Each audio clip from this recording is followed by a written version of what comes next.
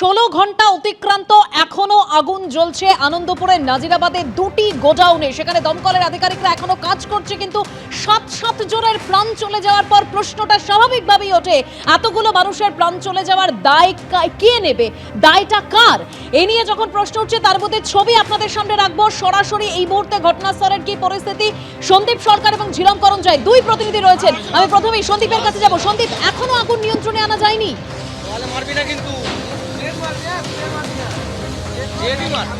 দেখো, আমার সঙ্গে রয়েছেন আমার ক্যামেরা প্রতিনিধি তরুণকে দেখাতে বলবো যেখানে এই মুহূর্তে দমকল কর্মীরা জল দিয়ে আগুনটা নেভানোর চেষ্টা করছেন। এটা হচ্ছে ওই মোমো প্রস্তুতকারী সংস্থা, একটা নামি মোমো বিক্রি করে, তারা ফুড চেন বলা যেতে পারে, তাদের গুদাম এটা।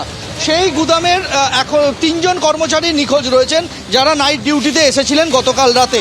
সেই জায়গায় দমকল কর্মীরা আগুন নেভানোর কাজ করে যাচ্ছেন। আমি যেখানে দাঁড়িয়ে রয়েছি একদম ঠিক সেই জায়গা যেখানে এই অগ্নিকাণ্ডের ঘটনা ঘটেছে, তার ভেতরে আমরা এসে পৌঁছাতে পেরেছি।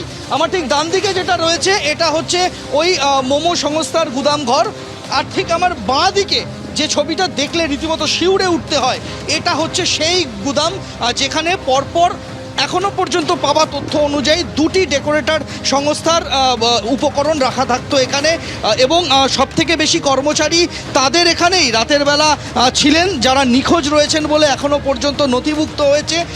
মোমো সংস্থায় 3 জন নাইট ডিউটিতে ছিলেন, তারা নিখোঁজ হয়েছেন বলে এখনো পর্যন্ত নথিভুক্ত হয়েছে পুলিশের কাছে।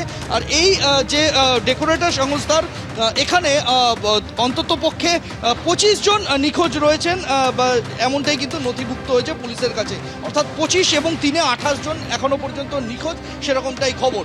তুমি দেখতে পাবে একদিকে সেই মোমো কারখানার ছাদ সেটা ভেঙে নেমে এসেছে। ঠিক আমি মাঝের জায়গাতে আমি রয়েছি। আমার ঠিক এই অংশে যে আগুনটা জ্বলছে এটা হচ্ছে মোমো প্রস্তুতকারী সংস্থার গুদামঘর, এবং সেই গুদামঘরের ছাদ ভেঙে নেমে এসেছে পাশের যে ডেকোরেটর সংস্থা, সেই ডেকোরেটর সংস্থার যে কাঠামো রয়েছে সেই কাঠামোর ওপরে দুটো কাঠামো মিলে মিশে একাকার হয়ে গিয়েছে। এবং এই যে সুবিশাল ধ্বংসস্তূপ তুমি দেখতে পাচ্ছ, এই ধ্বংসস্তূপ পেলোডারের সাহায্যে সরিয়ে ভেতরে পথ করার চেষ্টা করছেন এখানে দমকল কর্মীরা। তারপর উদ্ধারকারী দল ভেতরে ঢুকতে পাবে, কেননা এই যে সুবিশাল লোহালক্করের কাঠামো রয়েছে, এই কাঠামোর তলায় কে কোথায় রয়েছেন চাপা পড়ে অগ্নিদগ্ধ অবস্থায় তা কিন্তু বোঝা একেবারেই অসাধ্য। তুমি দেখতে পাবে যে গোটা কাঠামোটাই ভেঙে দুমড়ে মুচড়ে নেমে এসেছে। আমরা তো একদম ভেতরে পৌঁছাতে পেরেছি এই মুহূর্তে, যেখানে পেলোডার দিয়ে পথ করে এগানোর চেষ্টা করছেন দমকল কর্মীরা।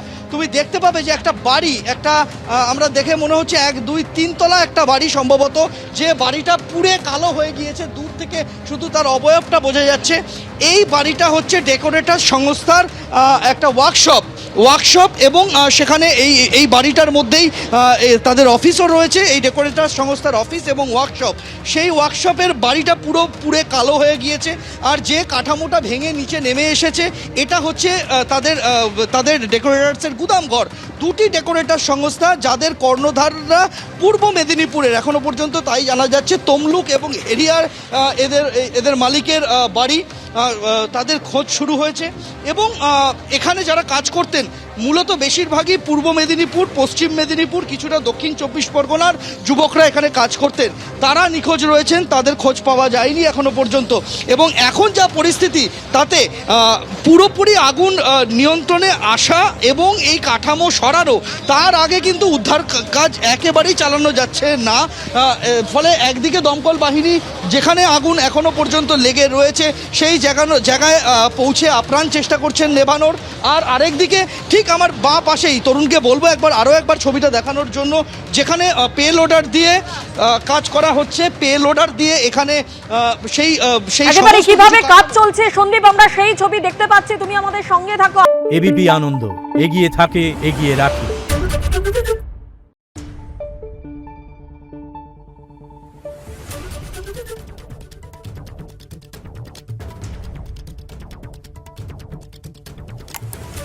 Thank you.